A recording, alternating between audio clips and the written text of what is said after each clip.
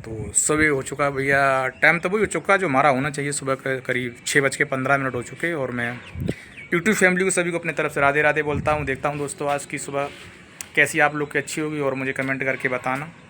कल वाला भी आप लोगों ने मेरा ब्लॉग अच्छा चलाया है, तो इसी तरह से ब्लॉग चलाते रहो। ब्लॉग का तो एक ज़िंदगी उद्देश्य हो चुकी है। जो नदरी की रहने वाली है राखी प्रजापति, इसने मेरे साथ वो किया था, मैं आपको बताऊँगा आज। मतलब पहले तो इसने मुझे गुमराह करके बुलाया था कि आप मेरे पास आ जाओ, मैं ये करूँगा वो करूँगा फलाना ढिमाका, ये बोलती रही।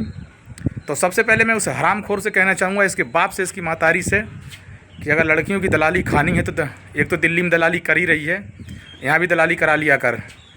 बेशरम इतना तो तेरे कितना कोई नंगा ख़ानदान का पैदा नहीं हुआ होगा जिसने अपनी औरत नहीं संभाल पाई है। एक मुसलमान से ज़िंदगी भर लगी रही और वो अपनी बेटियों को क्या संभाल पाएगा, क्योंकि धोखा वही देती है दोस्तों जो धोखा से पैदा होती है। इसने मुझे 21 तारीख को मैंने इसे बुलाया था, आपने ब्लॉग भी देखा होगा। ये हंसती है बोलती है, मगर इसके चेहरे पर रौनक नहीं थी। इस बेवफा का हम चेहरा नहीं पहचान पाए थे कि मुझसे मिलने आई तो खेल खेलने के लिए आई है।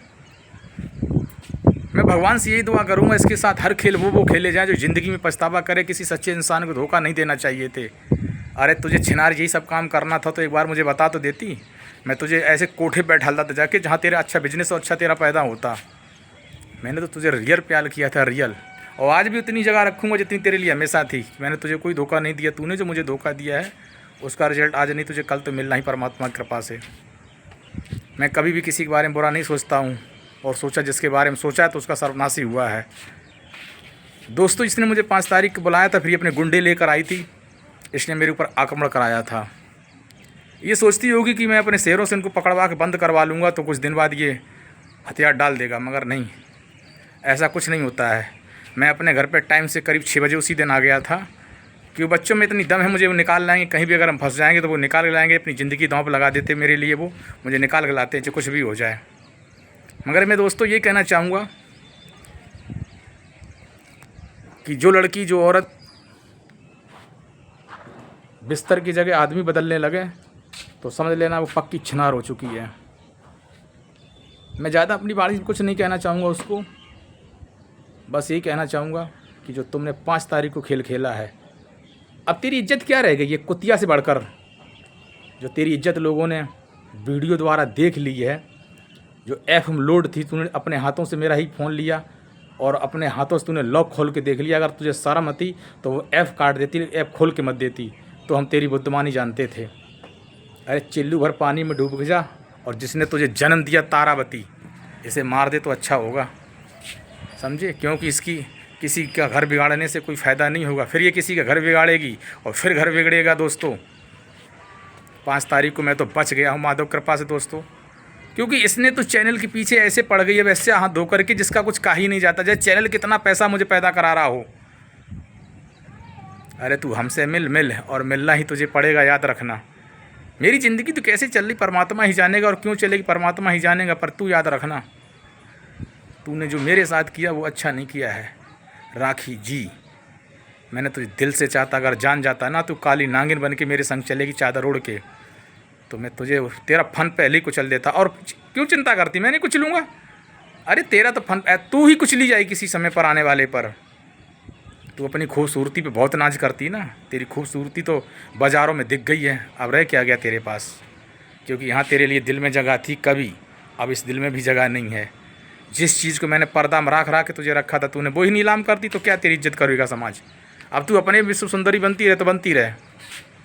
लोग कहते धन और धर्म में से एक चीज़ बची रहती, उन्होंने तो दोनों चीज़ें गंवा दी हैं मेरी ज़िंदगी बनवाने के बाद। अब कुछ रह नहीं गया दोस्तों।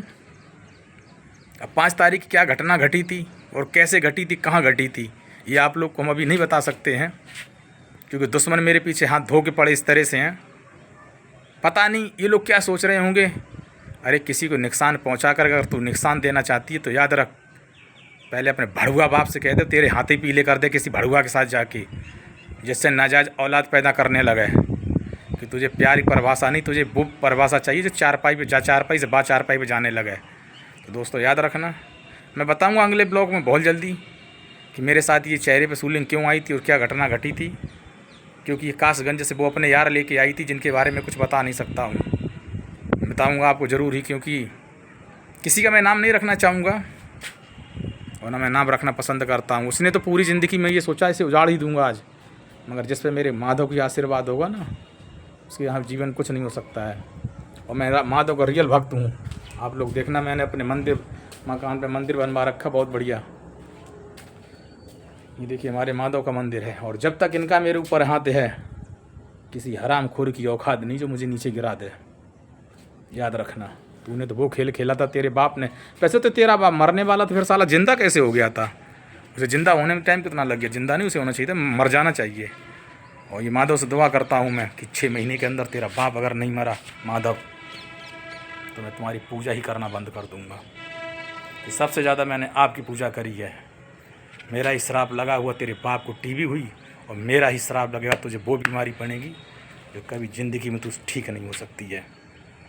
तू मुझे क्या रुला रही? तेरा खानदान पल पल के लिए रोएगा। और तू मुझे क्या रुलाएगी? तू पल पल बिस्तरों पे बिछाई जाएगी।